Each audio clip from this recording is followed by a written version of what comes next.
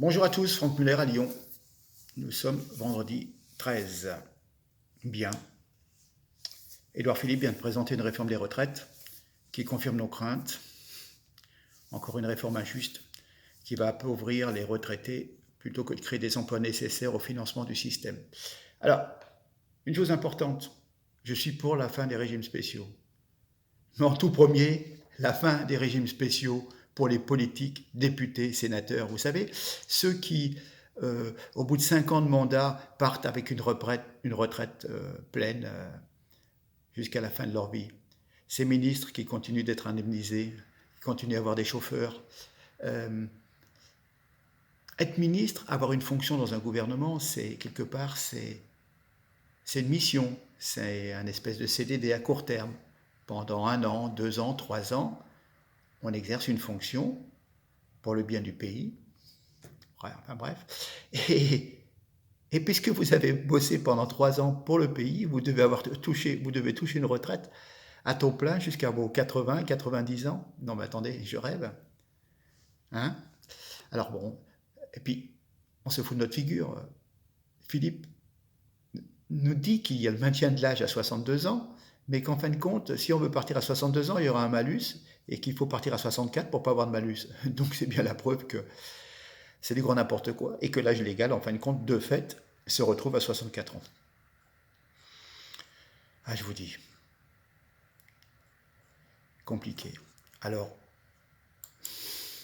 moi je propose la retraite à 1000 euros pour tous les politiques, sénateurs et hauts fonctionnaires, puisque c'est cool, c'est si bien. Commençons par ceux qui proposent cette réforme. On va déjà leur appliquer à eux pour voir si ça marche, et puis après, on pourra l'appliquer à l'ensemble des Français. Alors, j'ai eu un doute, un moment, quand on vous parle de cette retraite à 1000 euros minimum. Mais en fin de compte, c'est une hypocrisie. Pourquoi? Parce que vous avez déjà le minimum vieillesse qui est à 870 euros à peu près. Hein. Donc, si on vous explique que c'est à partir de 2025, dites-vous bien que c'est 870 réévalué de 2 ou 3% par an. En 2025, ça représentera peut-être 930 ou 940 euros. Vous voyez ce que je veux dire? Donc quand on vous dit on vous donnera 1000 euros, allez, on vous lâche un billet de 50 en plus. Mais c'est tout. Et alors le piège, c'est que ne croyez pas que c'est 1000 euros par personne. Le minimum vieillesse, c'est environ 870 euros pour une personne seule. Mais lorsqu'il s'agit d'un couple, c'est dans les 1380 des poussières. Vous voyez déjà? Ça change. Et là, il y aura 1000 euros, mais si c'est un couple, il y aura peut-être que 1500. Vous voyez ce que je veux dire? Donc, alors les personnes qui se disent, oh, pour nos vieux jours, on aura chacun 1000 euros, et bon, avec 2000 euros, on devrait s'en sortir. En fin de compte, c'est une bonne idée. Non, non, voilà. Puis alors, moi, j'ai toujours pas compris, hein, mais bon, j'ai pas fait bac plus 15. Comment des gens qui cotisaient pendant toute leur vie en faisant des dizaines et des dizaines d'heures par semaine de travail, comme certains agriculteurs. Puis il y a d'autres professions qui ne me reviennent pas éventuellement en tête, des indépendants. Et ces gens-là touchent des retraites à 400, 500 euros, ils n'ont pas de minimum vieillesse. Alors là, j'ai toujours pas compris. Déjà, si on pouvait s'attaquer à ça, que déjà toutes les personnes qui ont cotisé aient droit à ce minimum vieillesse, ils ne devraient pas avoir déjà une retraite inférieure à ces déjà 870 euros, ça serait déjà pas mal. Mais bon, donc, on est bien d'accord que, sous couvert d'un système universel, Emmanuel Macron a décidé de rompre avec la promesse de campagne. Hein, souvenez-vous, hein, il avait promis de ne pas toucher. Hein, il avait promis de ne pas durcir l'âge de départ à la retraite, et il a donc choisi de s'attaquer aux retraites de tous les Français. Alors que, quelque part, seulement 5% des Français bénéficient de ces régimes spéciaux. Donc il va baisser les pensions des retraités plutôt que de garantir les recettes du système en relançant l'emploi et en luttant contre la fraude fiscale. Je tiens à rappeler quand même que 500 000 emplois, je crois, c'est 5 milliards de recettes supplémentaires en cotisation. Vous voyez, c'est important. Et ces 500 000 emplois, on les a perdus en l'espace d'une dizaine d'années. Voilà.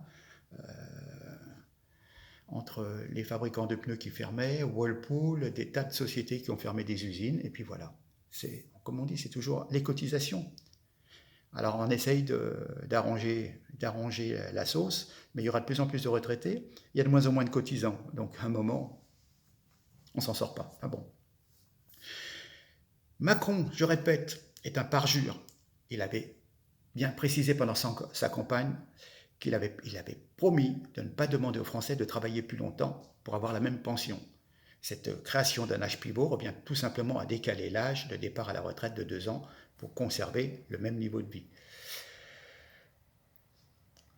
Il va y avoir la fin de la valorisation de la carrière. Le montant des retraites est calculé sur les meilleures 25 années dans le privé et les 6 derniers mois dans le public. Cette réforme prévoit donc de calculer sur l'intégralité de la carrière, évidemment. Comme je l'ai déjà dit précédemment, vous avez des débuts de carrière qui sont avec des salaires très très bas, parfois des fins de carrière aussi avec des salaires très bas. Donc automatiquement, vous êtes au moins perdant déjà de 20-25%.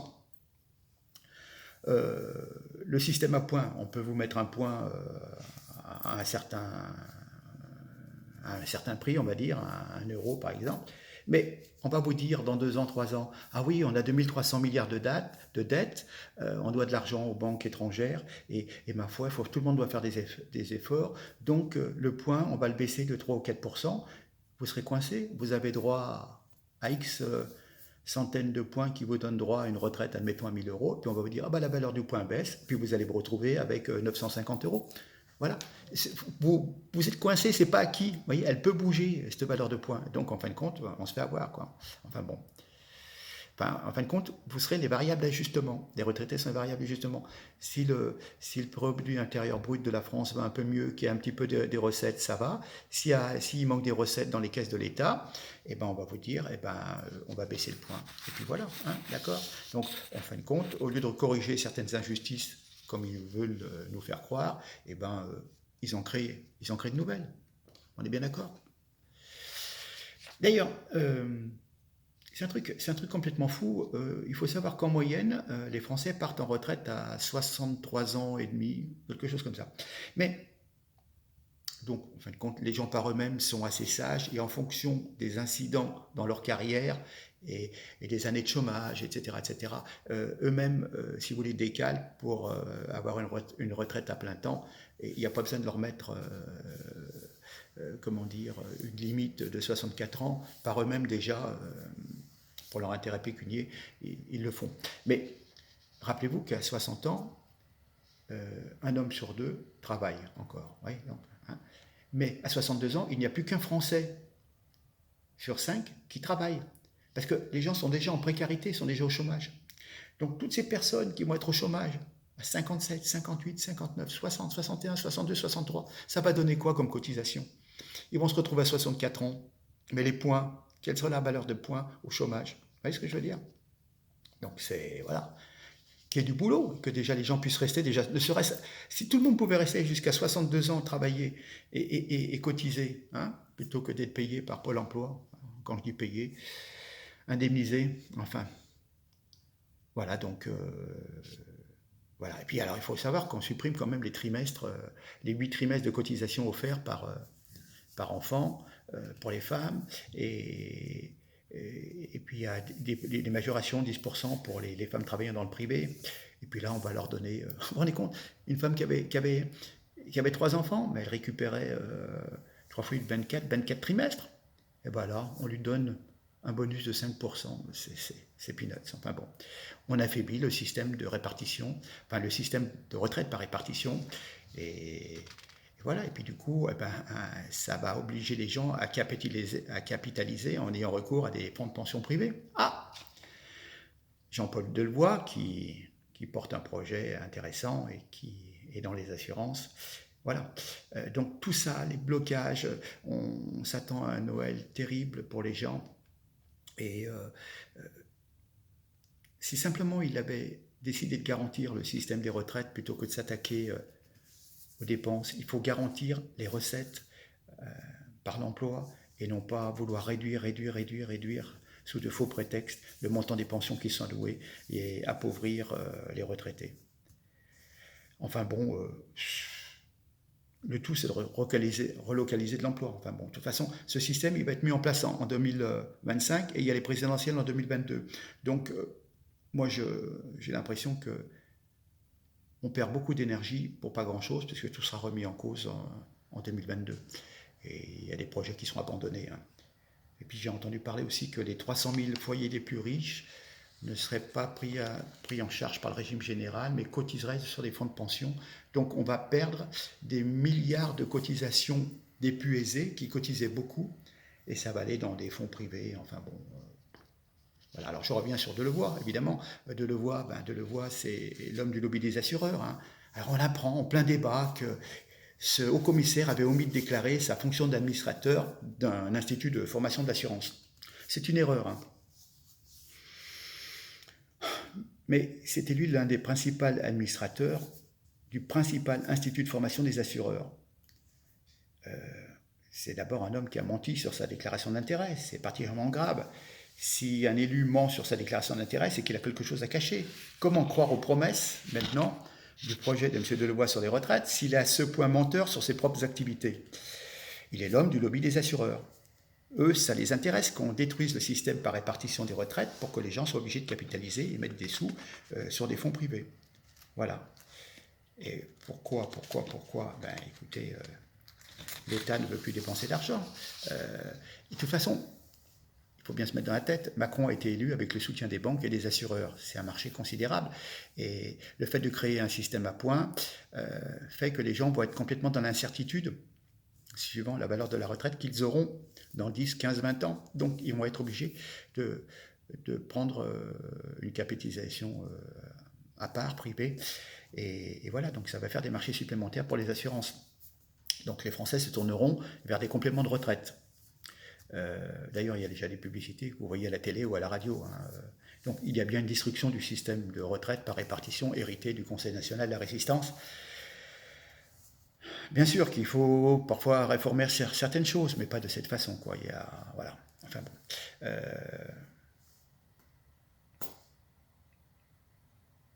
toute façon, pensez qu'il y a des tas de milliards de garanties sur les fonds, sur les systèmes professionnels de retraite de certains ordres, avocats. L'Agirc Arrco à 70 milliards, l'Ordre des avocats à 2 milliards, et en fin de compte, on va leur pomper l'argent qui a été économisé par les caisses professionnelles qui cotisaient au plus juste, et voilà.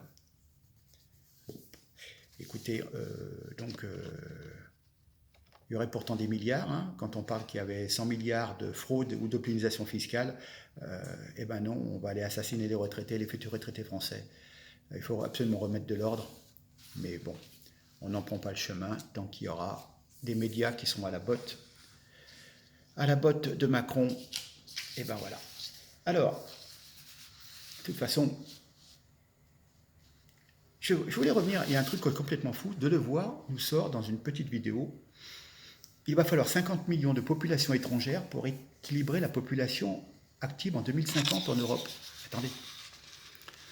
Comprenez dans l'autre sens. Ce que nous dit Delevoye en réalité, c'est qu'il va tout simplement falloir réduire les pensions de retraite et écraser notre protection sociale pour financer l'accueil de 50 millions de migrants en Europe. C'est tout, c'est aussi simple que cela. Il n'y a rien d'autre à comprendre. C'est un habillage... C'est le projet mondialiste. Le projet n'est pas d'équilibrer la population au travail par rapport au nombre de retraités, puisque de toute manière, il n'y a pratiquement plus de travail, ni besoin de main-d'œuvre supplémentaire en Europe. Il n'y a aucun équilibrage possible des régimes de retraite, sauf à réduire les pensions. Et c'est bien le sens et le véritable projet du gouvernement. D'ailleurs, on va faire rentrer des migrants qui vont nous payer des retraites. Mais en fin de compte, ce n'est pas la peine de baisser nos retraites, parce qu'on nous dit qu'il y a des migrants qui vont payer, donc c'est les nouveaux venus qui vont payer. Enfin, pour l'instant, les pays surtout à rien faire. Hein. Non seulement il y a déjà des millions de chômeurs en France, non seulement les jeunes ne trouvent pas de travail, non seulement les vieux sont mis au rencard à 50 ans, mais toutes les industries manufacturières ont été délocalisées. Le machinisme et les gains de productivité ont réduit les besoins de main-d'œuvre, et l'intelligence artificielle et la robotisation finissent de remplacer l'homme au travail. Par conséquent, il n'y aura jamais de travail pour ces millions de nouveaux venus, tous ces migrants qui viendront. Jamais, ils sont sous-qualifiés, incapables dans leur immense majorité de s'adapter à la complexité de nos sociétés, et encore plus à la complexité du monde du travail contemporain, qui est quand même, c'est hard maintenant, hein, dans certaines boîtes. Ces gens ne seront d'aucune utilité pour les activités de très haute technologie qui resteront en Europe. On va en faire quoi de tous ces gens? Des chauffeurs de taxi, des chauffeurs Uber, des livreurs? Mais il va bientôt avoir la voiture autonome.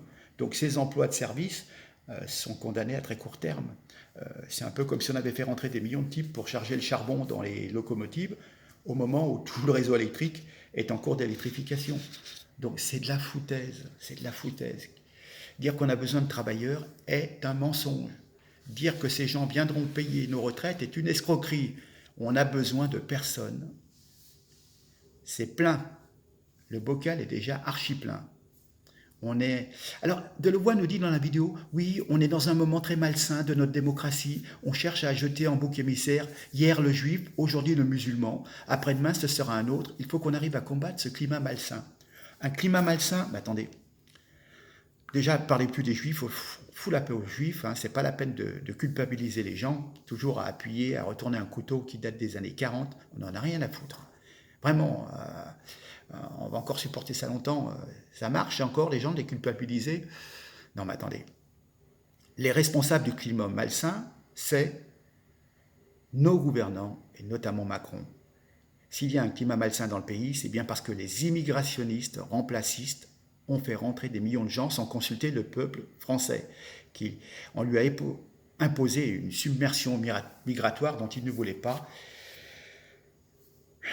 Et maintenant, on lui demande de se taire et de s'écraser et de se laisser faire. On est sommé de nous pousser, de s'écarter pour faire place aux nouveaux venus et de même s'adapter à leurs coutumes. S'il y a un climat malsain dans ce pays, c'est bien parce qu'on exige de la population qu'elle renonce à ses droits sociaux pour financer la venue de millions de gens dont elle ne veut pas, et qui n'ont jamais cotisé. S'il y a bien un climat très malsain dans le pays, c'est précisément que les Delevoye et tous les autres avant lui ont créé ce climat. Ce sont eux les responsables. Et maintenant, on vient nous pointer du doigt en disant « Ah, mais vous ne vous laissez pas faire, donc vous n'êtes pas d'accord, vous créez un climat malsain. » Non, mais attendez, qui, depuis 30 ans, a accéléré les choses qui fait qu'on est dans une situation où on vous parle de guerre civile et que des quartiers entiers sont fermés à la loi républicaine? Non, non, attention. La casse du pouvoir ferait bien de faire très attention, parce que je pense qu'à un moment, la cocotte minute va exploser. Alors, je rappelle simplement, vous savez bien que les forces de l'argent ont financé la campagne de Macron, et celui-ci leur envoie l'ascenseur. Donc, les groupes d'assurance vont mettre la main sur le marché juteux des complémentaires de retraite grâce à cette réforme portée par Jean-Paul Delevoye, qui s'attaque donc au système par répartition.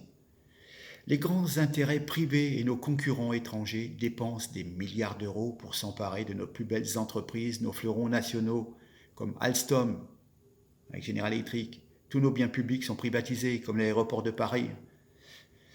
Le Qatar, l'Arabie Saoudite, la Turquie financent massivement le communautarisme et l'islamisme dans notre pays, appuyés par des ONG, des organisations non gouvernementales bien pensantes qui subventionnent l'immigration massive.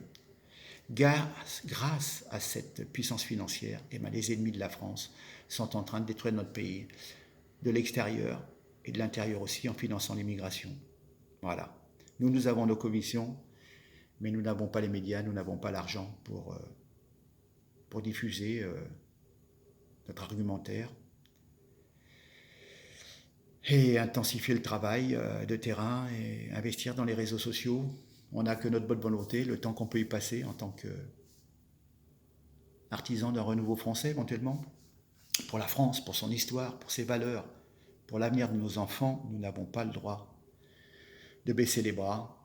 Et donc, on a besoin de l'aide de tout le monde. Et c'est pour ça que je vous demande de toujours partager un maximum mes vidéos, les vidéos de d'autres personnes qui essayent de faire passer cette information, de vous abonner, de liker, partager, enfin essayer de faire en sorte que ces arguments qui sont contre Macron et ce capitaliste mondialiste qui veut nous transformer en esclaves avec des petites retraites à 500 ou 800 euros, et ben voilà, il faut motivez-vous, partagez, de toute façon ça pourra toujours, petite graine par petite graine, ça pourra germer et peut-être qu'on arrivera d'ici quelques années, ne serait-ce que pour les élections municipales, inverser le courant et faire que des gens différents puissent un petit peu s'imposer et venir sur le devant de la scène pour essayer d'empêcher l'effondrement total de la France. Voilà, je vous remercie, il est temps d'aller au travail. Je vous dis à la semaine prochaine. J'ai reparlé des retraites, effectivement, mais bon, quand on voit toutes les bobards qu'on vous raconte, enfin bon, on nous prend vraiment pour des imbéciles. Sur ce, je vous souhaite une bonne journée. Je suis solidaire des personnes qui ont des gros problèmes de transport pour aller travailler. Hein, c'est pas évident. Surtout quand je vois à Paris comment ça se passe, quand les gens mettent plus de 2 heures pour traverser Paris pour aller valider leur emploi. Voilà, c'est très compliqué. Je souffre pour mon pays, pour mes concitoyens. Voilà. Je vous laisse. Je vous souhaite un bon week-end. Reposez-vous bien. Je pense qu'il y en a besoin. Je pense aussi à tous les gens qui sont bloqués parce qu'ils doivent travailler, assurer le samedi et le dimanche le travail parce qu'il faut préparer les fêtes. Hein. Voilà. Donc je pense à tout le monde. Pensons-y, ceux qui ont moins de contraintes. On peut penser à nos concitoyens aussi dans ces périodes de fête. Et voilà. Allez, on continue, on y croit. Et puis je vous dis partagez. Allez, merci en tous les cas pour votre écoute. Merci beaucoup. À très bientôt. Au revoir.